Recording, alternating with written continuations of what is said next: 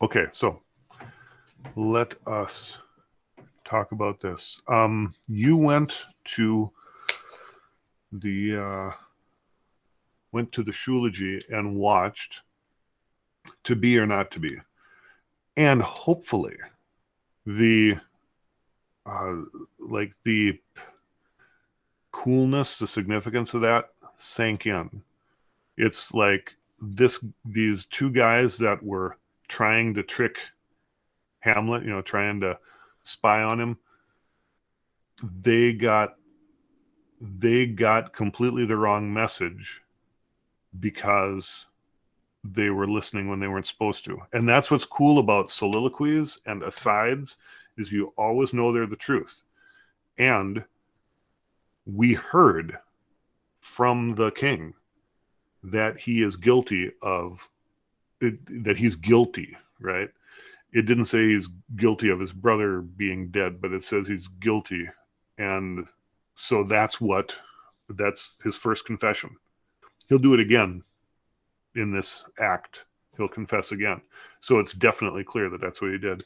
And the cool thing about them misunderstanding Hamlet is that Hamlet was not saying, I'm going to kill the king. He was saying, I want to kill myself. The king thought he was saying, I want to kill the king. So he was getting the wrong message.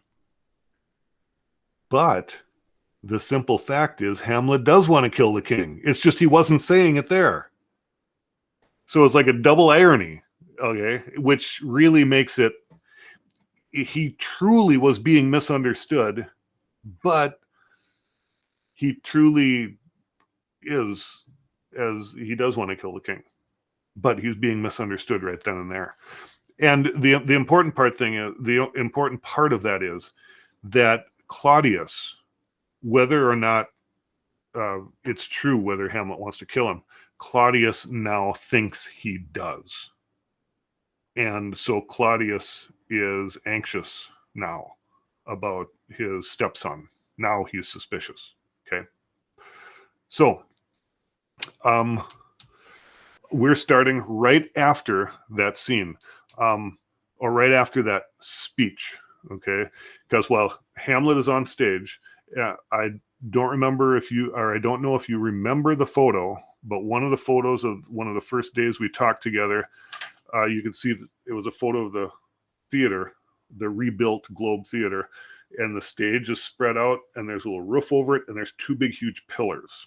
Okay, and those big pillars, that's the way the stage was set up in Shakespeare's time, and those pillars were often used as like hiding places. So when they set up Ophelia to read in her holy book, and that's why she's alone, that's her loneliness, they set her up like over there on the other side of that pillar.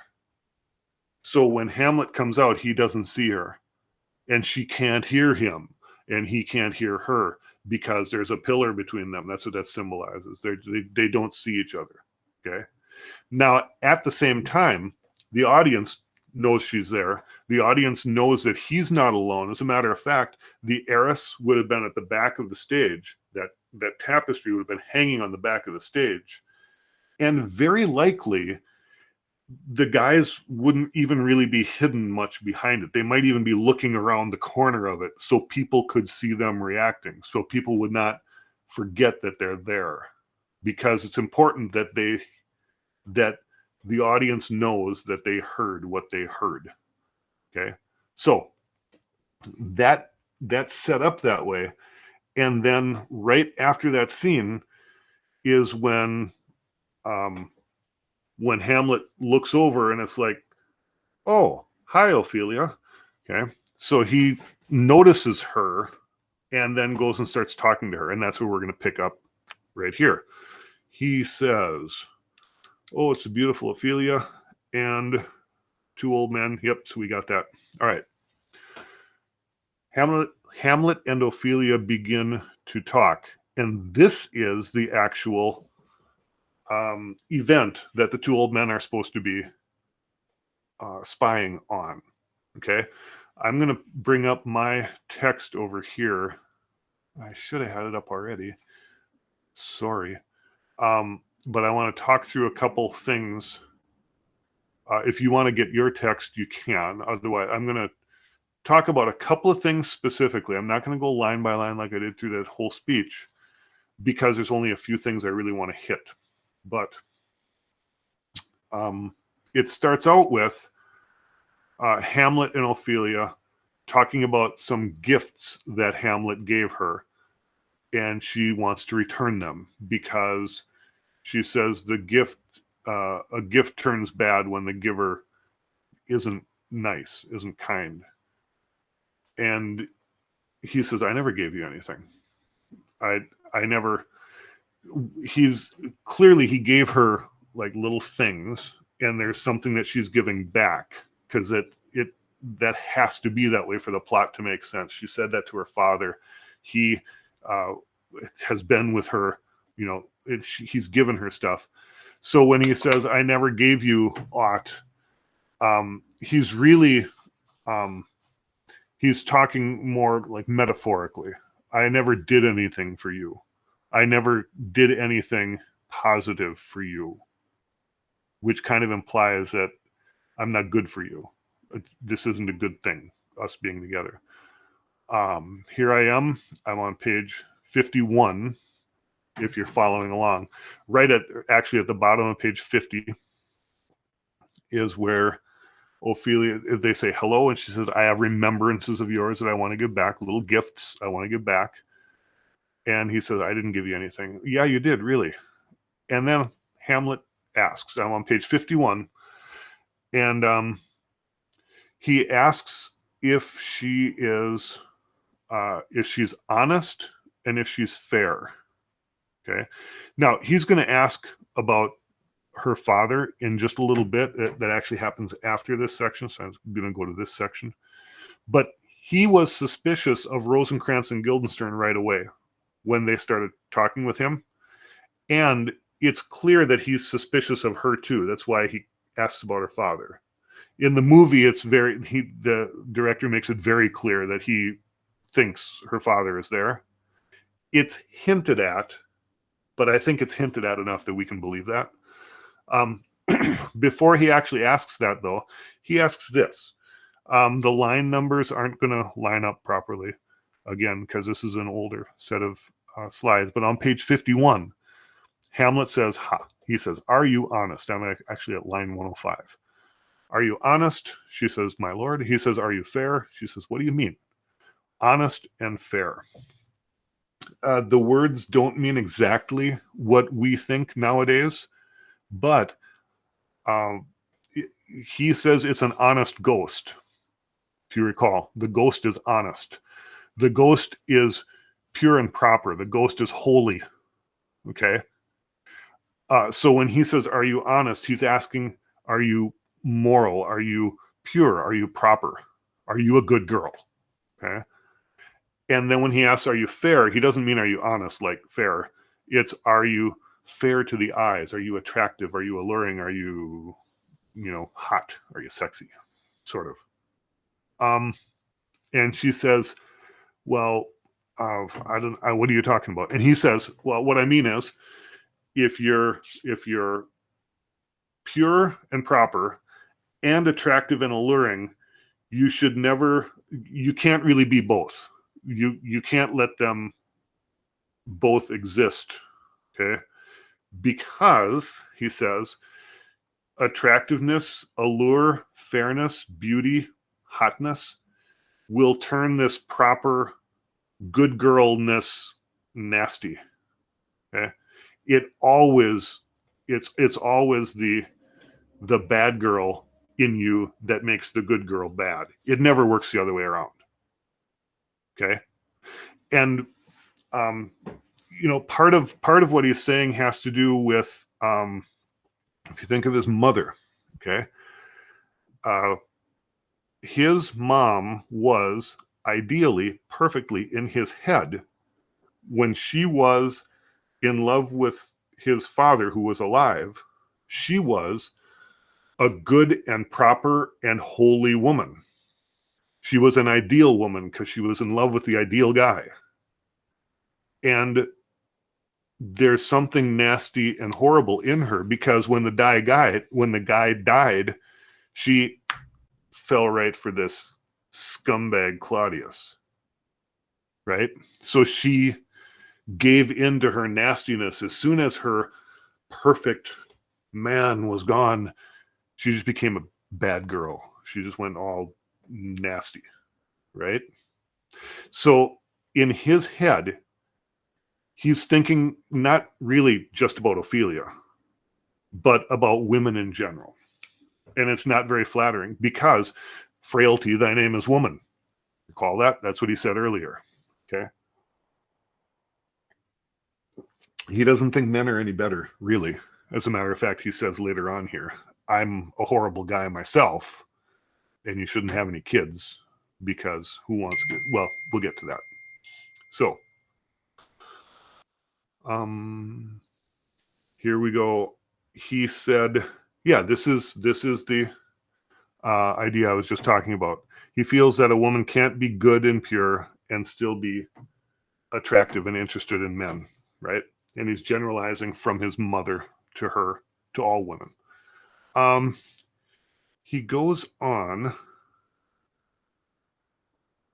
to say that it seemed like I liked you, but I'm a bad person too, because like all men, I'm worthless. So men are bad too. I mean, his father was a god, but he says men are horrible too. You shouldn't believe me. You shouldn't believe any man, because men clearly understand this fact about women, and they're going to take advantage of that. Okay, so you shouldn't like guys either. Don't trust guys. As a matter of fact, he says, and I'm at the bottom of page 51, bottom of page 51, he says, you shouldn't like guys either. In fact, you should go to a nunnery. You should go and become a nun. Because why would you, bottom of page 51, why wouldst thou be a breeder of sinners? Why would you want to give birth to human beings when, if it's a girl, she's going to be, a trampy, two-faced liar. And if he's a guy, he's going to be a nasty horn dog liar. It's like, why would you want to have kids? You should go to a nunnery. You should become a nun. Stay holy. Now, interestingly, like most other words apparently in Shakespeare's time, nunnery has two meanings too, and one of those meanings is brothel, a whorehouse. So the idea of staying holy by being a nun, it's like, at least, if you give up guys completely, you can be holy and be a nun, or else just admit it. Just go and be a prostitute. Okay, one or the other. This, whatever's in the middle, it doesn't work. Okay, that's what he says. And then he goes on and he says, I can be accused of all horrible things. I'm a horrible man, right? Then he says, around line 136. I'm on page 52 now. Okay. He says, so the numbers don't line up again, like I say. But line 136, if you need to marry, if you're going to marry, I'll give you this plague for your dowry. This is the problem. You think, oh, I'll just be a good wife. I'll get married and I'll be holy and, I'll be respectable. No, you won't be. Because no matter what you are as a woman, if you get married and you become a mother, we all know what you've been doing, is what he says. So there's nothing about being a woman that can be respectable and holy and pure. because of who they are. It's incredibly misogynistic, but he's not. Where does that come from? It comes from his unrealistic, excessive, idealistic love that he has for his father and his mother. His father was so perfect that he never could have lived up to it. And nobody else can either. And his mother was so perfect when she was associated with him. And now look at her. She's a tramp. So if my mom is that way, all of you women are that way. It's logical, like Polonius says. There's reason to it, but it's not what you would call really sane. So the madness, I mean, he's acting, but he's acting out of the madness of love, just like Polonius said. Really, the wording that gets put into different people's mouths in this play is very interesting, the way it weaves together like that. Okay. He does talk about, he says, I heard of your paintings too, which is your makeup. Even if, regardless of being a mom and being a nun or being a prostitute, I know you all use makeup, your paintings, and what you do is you cover up what God gave you, and you paint your own face on there. Yeah, so you're all fake, right? And what you paint back on is what you like, not what God gave you. So again, it's a matter of purity. It's a matter of this distorted sense of what is right and holy. Mm-hmm. And he says, yeah, you even give God's creatures little nicknames. You call, little kitty, little horsey, your puppy, and you act all innocent, like, oh, you didn't know it was naughty to say something or to do something like that. And he says, I can't stand this. I can't stand you people. Go to a nunnery. Get out of here. And then he says, people should never get married. Okay. Now, when he leaves, he is furious.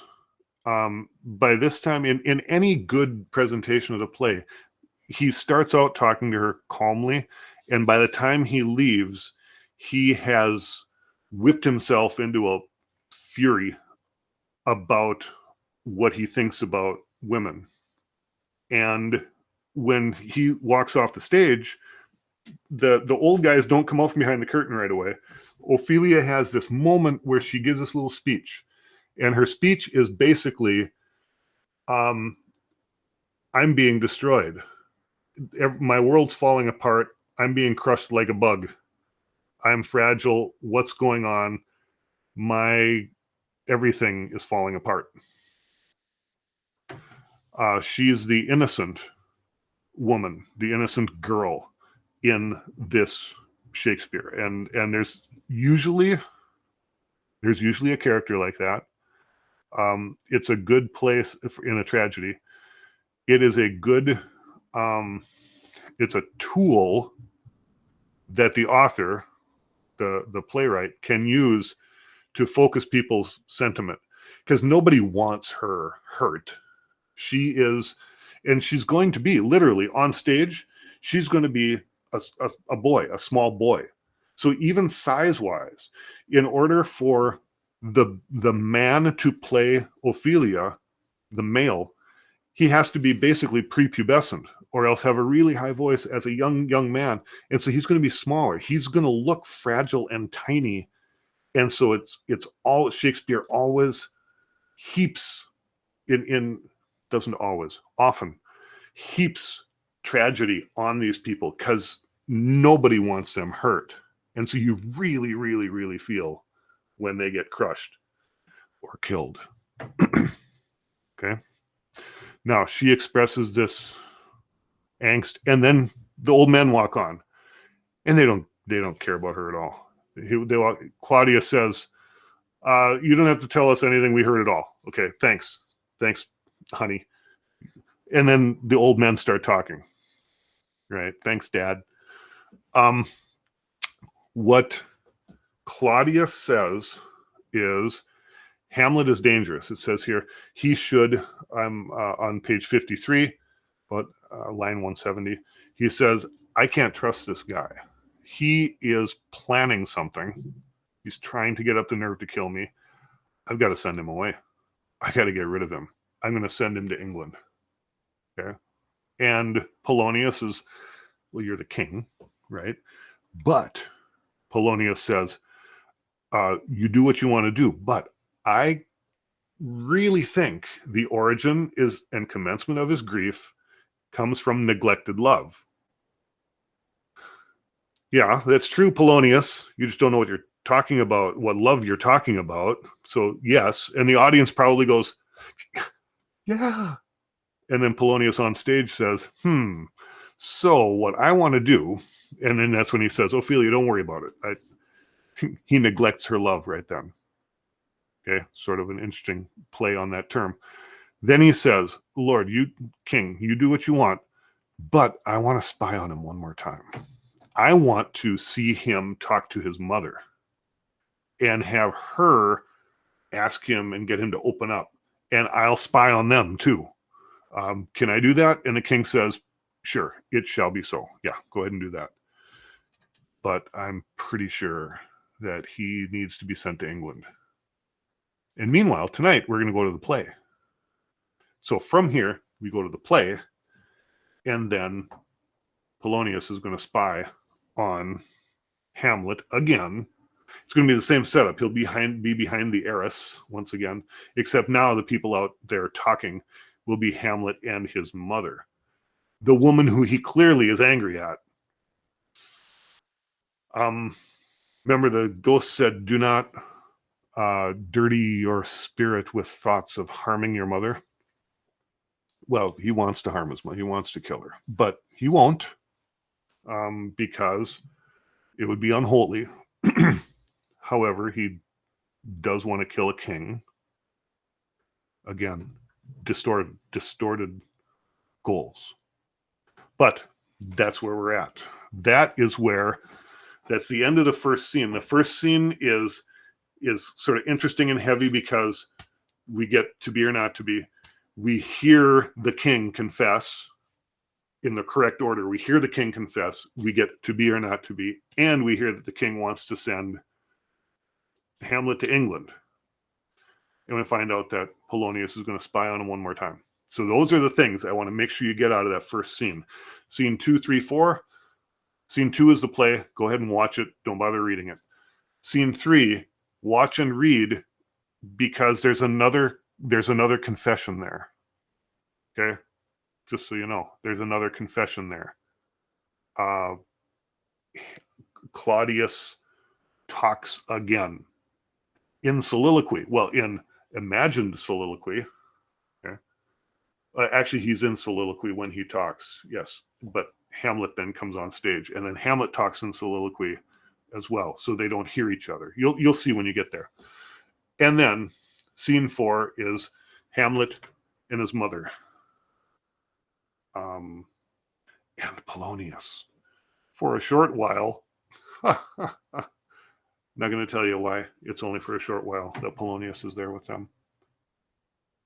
Hint, hint. But that's it. So there's your assignment. Okay. Wave at me as you're leaving. It says right now that it's 2:05. So there's 15 minutes. You can go and watch one or two of these for sure. They're not one for sure, maybe two of them. Again, just watch number 9. Don't bother reading it. Just watch it through and see how guilty the king looks. But scream and wave as you walk out, and we'll see you whenever I see you again. You know when. Good deal. Thank you. Thank you. You betcha. Bye.